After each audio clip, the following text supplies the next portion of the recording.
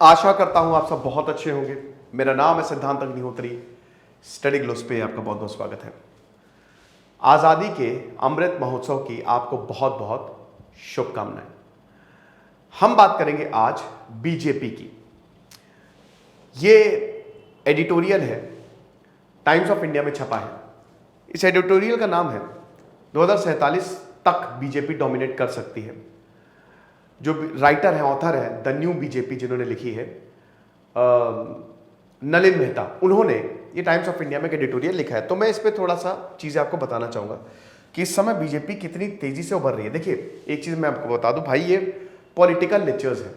अब हो सकता है आप किसी को पसंद करते हो, किसी को नापसंद करते हो। मैं बोला न्यूट्रल रहता हूँ। मैंने राहुल गांधी की भी बायोग्राफी रिव्यू की है, अमित शाह, नरेंद्र मोदी की भी बायोग्राफी रिव्यू की है, मायावती की भी बायोग्राफी रिव्यू की है, अखिलेश यादव की भी बायोग्राफी, तो सबकी बायोग्राफी रिव्यू की है, सब पे लेक्चर्स लिए हैं। जो है वही मैं आपको बताऊंगा, उसके बाद आपके ऊपर है, आप मानो चाहे ना मानो। ओके, तो देखो, सबसे पहले तो हमारा जो कोर्स है आप उसको जरूर अवेल करो, क्योंकि देखो आज क्या है ना, आज डिस्काउंट खत्म हो जाएगा। डिस्काउंट खत्म हो जाएगा, सारे डिस्काउंट्स खत्म हो जाएंगे। तो ये कूपन कोड आपको यूज करना है आजादी, और आपको 25% ऑफ मिलेगा सारे कोर्सेज पे। हमारे यूपीएससी का बहुत ही शानदार कोर्स है। तो आज रात 12 बजे तक सेल चलेगी, उसके बाद हम डिस्काउंट खत्म कर देंगे और अब सेल आने नहीं वाली। तो जिनको कोर्स अवेल करने हैं जल्दी करें, इन नंबर्स पे आप कॉल कर सकते हैं। तो चलिए बात करते हैं हम बीजेपी की। North, south, east, west, right. BJP ने 522 ऑफिसेस खोले हैं 2009 के बाद से, नए ऑफिसेस। 17 करोड़ के करीब 174 मिलियन लोगों ने बीजेपी को ज्वाइन किया। कुछ ने ऑफिशियल किया, कुछ अनऑफिशियल किया। आप वेबसाइट पे, किसी भी पार्टी की वेबसाइट पे जाके आप उनके फॉलोअर्स, कार्यकर्ता हो सकते हैं। ये 3 गुना ज्यादा है कम्युनिस्ट पार्टी से, कम्युनिस्ट पार्टी ऑफ चाइना। बहुत बड़ी पार्टी बोली जाती है ना, ये बहुत बड़ा आंकड़ा है। वोट शेयर की बात करते हैं, वोट शेयर किसका कितना है। ऐसा बोला जाता है कि बीजेपी को हिंदी बेल्ट में वोट्स मिलते हैं, गलत। साउथ में इनका वोट शेयर 12% से बढ़ के लगभग 17% के करीब हो गया है। समझ रहे हो आप। ईस्ट में अगर हम बात करें, ये बंगाल वाला इलाका और जहां पे हिंदी, खैर नॉर्थ में तो हिंदी बोली जाती है, लेकिन इधर ईस्ट और वेस्ट में इतनी हिंदी नहीं बोली जाती है। यहां पे भी दोस्तों इनका वोट शेयर तकरीबन 12% से, ये नहीं 9% से, सॉरी, यहां पे पहले 9.3% था, ये 27.6% हो गया है ईस्ट में। वेस्ट में तो अच्छा था ही, गुजरात एक बहुत इंपॉर्टेंट स्टेट रहा है, यहां पे भी 27% से बढ़ के ये 38% तक चला गया है। समझ रहे हो, इतना ज्यादा। यहां पे नहीं 37 है, ये 38 होगा, सॉरी, ये 38, यानी कि 4 गुना ज्यादा हो गया यहां पे शेयर। और नॉर्थ ईस्ट में भी हमको ऐसे ही ट्रेंड देखने को मिले हैं। Percentage of vote share BJP का बहुत तेजी से बढ़ा है। अब ऐसा क्यों हुआ है, बड़ी बात यह है, इस समय बीजेपी के पास सबसे ज्यादा कार्यकर्ता है, लोगों ने काफी ज्यादा ज्वाइन किया है। आरएसएस से डबल साइज, कम्युनिस्ट पार्टी से ट्रिपल साइज, ये चीज है। यहां पे लिखते हैं कि 2047 तक बीजेपी का सिस्टम काम करेगा। अब ये बीजेपी का सिस्टम क्या है, 1966 तक, 66 आपको पता ही है, 15 सालों तक कांग्रेस की सरकार रही थी, 1951 से लेकर हर जगह। तो इसको तक कांग्रेस सिस्टम बोला जाता था कि कांग्रेस को हटाना मुश्किल ही नहीं, नामुमकिन है। फिर प्रॉब्लम बहुत ज्यादा आई, नई नई पार्टीज आई, और उसके बाद फिर यहाँ पे बीजेपी का उदय हुआ। जनता पार्टी आई 1977 में, उसके बाद फिर बीजेपी आई। शुरुआत में खाली 2 सीटें मिली, फिर 84, और ऐसे करते करते आज जो है बीजेपी बहुमत से है। अगर एनडीए की बात करें तो 300 का आंकड़ा पार है, ऐसे कितनी 270 कितनी है एग्जैक्ट, तो ये चीज है। तो यानी कि जो हाल उस समय कांग्रेस का था, आज वही हाल बीजेपी का है। 2014 के बाद से लगातार, और ये जो मैंने अभी आपको कंपेयर किया ना, तो 2009 का कंपैरिजन था, 2009 से लेकर 19 तक 10 साल में कितना वोट शेयर बढ़ा है? 2 इलेक्शन हो गए, 2014 2019, है कि नहीं? ये चीज है। तो आप ये समझिए कि जो हाल उस समय कांग्रेस का था वही हाल इस समय बीजेपी का है। बहुत ही एग्रेसिवली बीजेपी जो है वो आगे बढ़ रही है। 2047 तो एक बहुत बड़ा आंकड़ा हो गया। साउथ में अभी ये बोला जा रहा है कि साउथ में अभी बीजेपी की उतनी पकड़ है ही नहीं, लेकिन हो सकता है कि वेस्ट बंगाल में, इवन तेलंगाना में माइट बी पॉसिबल कि 2047 तक बीजेपी को नया चीफ मिनिस्टर मिले वहां पे। ये चीज है। कर्नाटक को छोड़ दें, आगे तमिलनाडु, केरल, तेलंगाना, आंध्र प्रदेश बीजेपी दूर दूर तक अभी दिखाई नहीं देती, बट वोट शेयर उनका बढ़ता जा रहा है।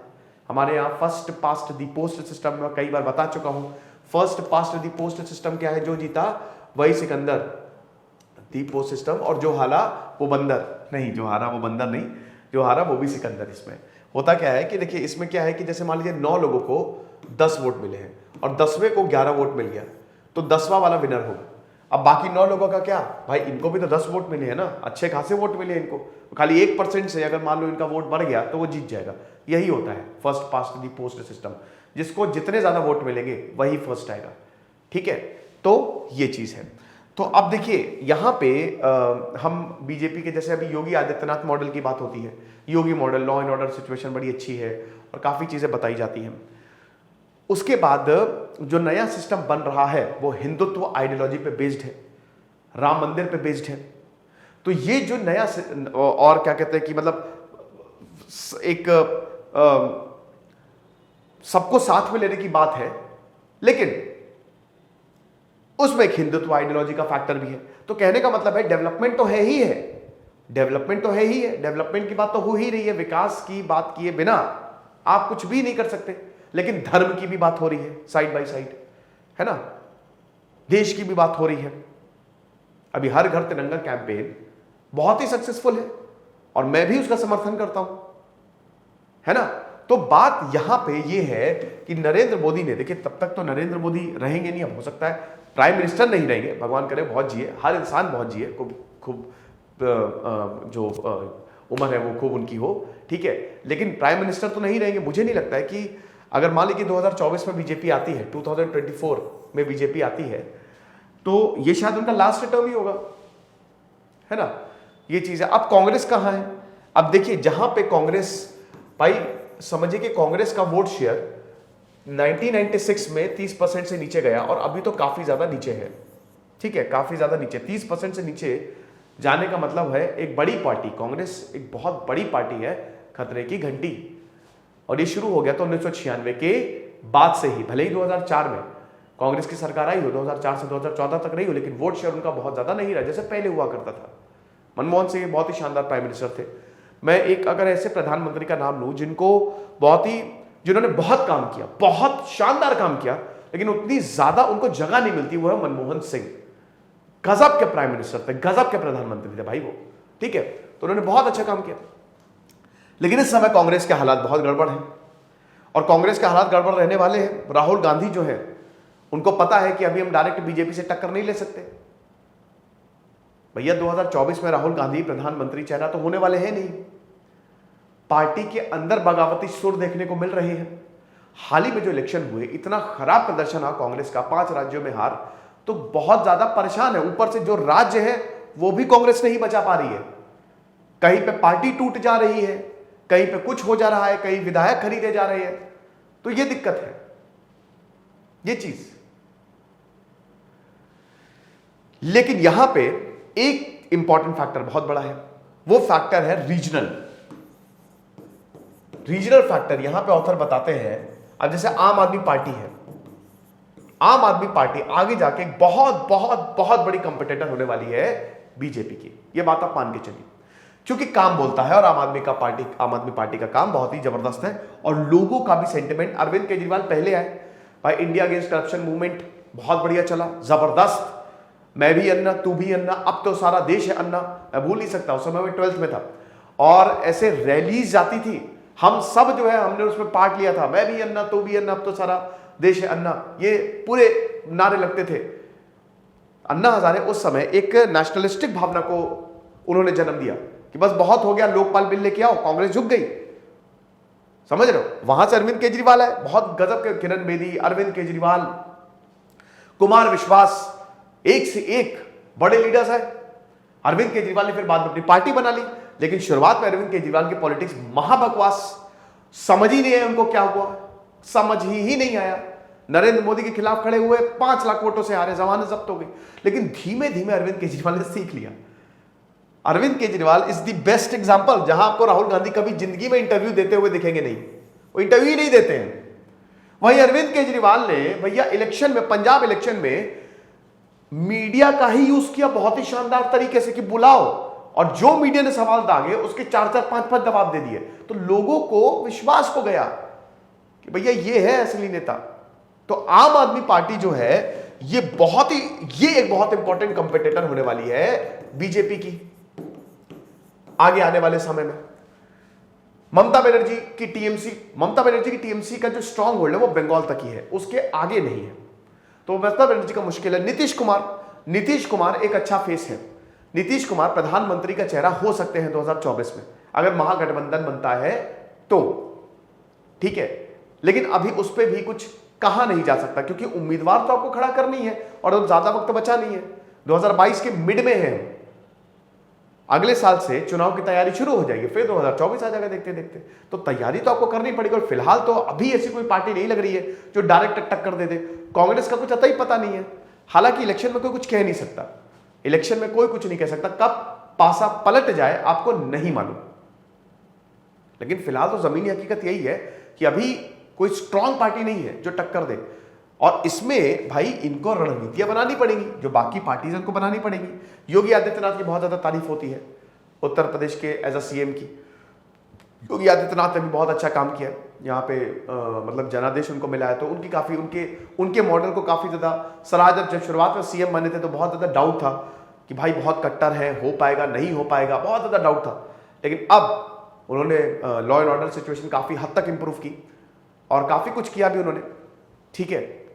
तो यहां पे एक तरफ आप देख सकते हो कि चीफ मिनिस्टर जो हैं, रीजनल चीफ मिनिस्टर बहुत बढ़िया काम कर रहे हैं। अरविंद केजरीवाल हो गए, केसीआर हो गए, उनका बहुत अच्छा काम है। तो कहने का मतलब यह है कि अगर यहां पे इस समय अगर कोई प्रतिद्वंदी होगा तो रीजनल पार्टीज ही होंगी, रीजनल पार्टीज होंगी जो बीजेपी को सीधा टक्कर देंगी। कांग्रेस, कहीं ना कहीं कांग्रेस को पूरा का पूरा रिफॉर्मेशन लाना पड़ेगा अपने इंटरनल स्ट्रक्चर में, वरना 2047 तक यहां पे बताया जा रहा है कि बीजेपी का नया सिस्टम विल डोमिनेट। इस सिस्टम को तोड़ पाना बहुत ज्यादा मुश्किल होगा, समझ रहे? तो ये लेक्चर था, आई होप आपको पसंद आया होगा। अब भैया कमेंट बॉक्स में बकवास मत लिखना, मैं फिर से आपको बता रहा हूं कि ये लेक्चर देखो, जो अच्छा काम करता है उसकी तारीफ करो, अब सिंपल सी बात है। अब जो आर्टिकल है वही मैंने आपको बताया, मुझे आर्टिकल बड़ा इंटरेस्टिंग लगा, है ना। और मेरा तो वही मानना है कि जो बढ़िया काम करे, जैसे अरविंद केजरीवाल का बहुत गजब का काम है, बहुत ही शानदार काम है, ठीक है, अरविंद केजरीवाल का। और बाकी बीजेपी का भी कुछ राज्यों में बहुत अच्छा काम है, कुछ में बहुत बेकार काम है ना। तो जो भी अच्छा काम कर रहा है उसको आपको सराहना चाहिए, डिस्पाइट पार्टीज और ये वो, उसको आप साइड में रखिए, ओके। तो ये चीज है। फिलहाल हमारे कोर्सेज को आप जरूर अवेल करिएगा। आपका क्या मानना है आप मुझे बताइए कमेंट बॉक्स में। Thank you so much.